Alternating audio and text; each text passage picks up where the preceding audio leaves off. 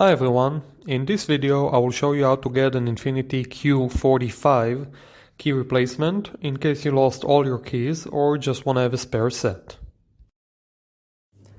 In addition, I will go over the estimated cost, type of keys, coding information, and some great tips to save you a lot of time and money. Of course, if you need any help, you can contact us 24/7 and we will connect you with a locksmith near you. So, Infiniti Q45 has three types of keys: key fob for push to start option, and transponder and non-transponder key for the regular ignition. For those of you who have the push to start version, which you get into the vehicle, you push the start button and the car is on.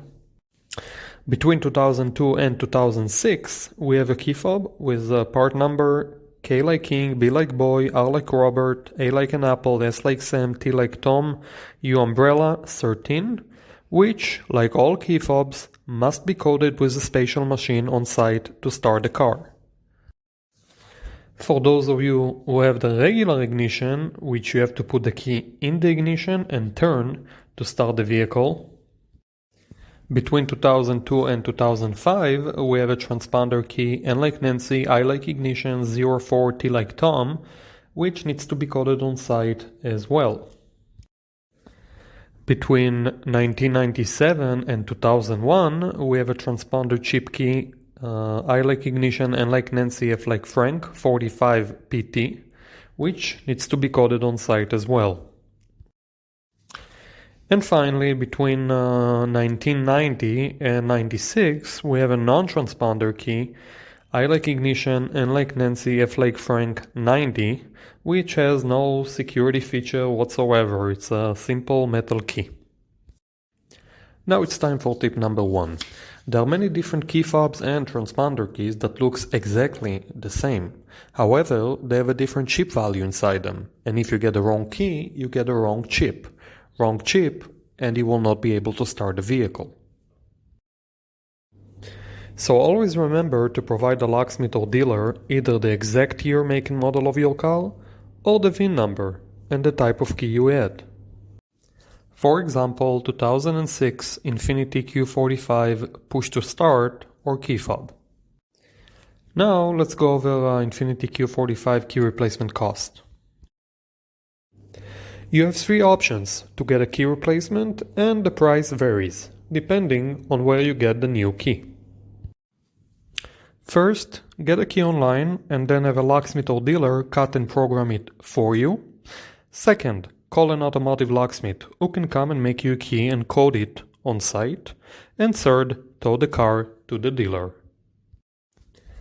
Let's start with a key fob. Online, you can get it for about $40, and including cutting and coding the key, you should pay total about $250. A locksmith should charge you about $280 for on-site service at your location, and the dealer about $350. For the transponder key, you should pay online about $15 and a total of $180. A locksmith should charge you about $200 for on-site service at your location, and the dealer about $280. For the non-transponder option, the price really depends if the locksmith or dealer can get the key code, which most often they cannot, because these keys or models are very old. In this case, you will have to probably change the ignition. The estimated cost for that is about $250. And remember, you will have two keys, one for the ignition and one for the doors. The following is very important to remember. While some keys can be coded without a special machine, it is not the case here. Therefore, if you decide to buy a key online, you will have to contact either the locksmith or dealer to do it for you. You cannot do it yourself. Before we continue, a quick word about a spare set. Making an additional key when you already have a working key is much cheaper and faster. Therefore, we highly recommend getting two keys in case you lose all your keys, as the second key should cost less than half. Now, some tips to save you a lot of time and money.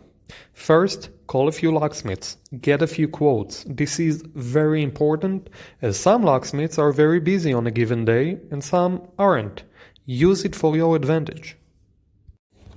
Second, try to call a few companies, even if they are not located right next to your location. Most locksmiths offer a mobile service, sometimes up to 30-mile radius, so even though the business address might be far from you, they might be helping the customer right next to you. Do your research, it will pay off. Third, try to schedule an appointment, if you can wait a while. Most locksmiths would prefer to give you a 10, even 15% discount if you can wait while they finish another job. This way, it can work out for everybody. You get a discount, they get a job. Ask for it. Don't be shy. Finally, just like a mortgage, try to negotiate. If you find a better quote, tell them. Who knows? Maybe they will give you a better one. For more great tips, you can read our blog post about car key replacement cost. That's it. I hope you liked this video. I would really appreciate if you can comment below to help other people and tell us how much you paid. And of course, if you need help, just give us a call. Thank you very much.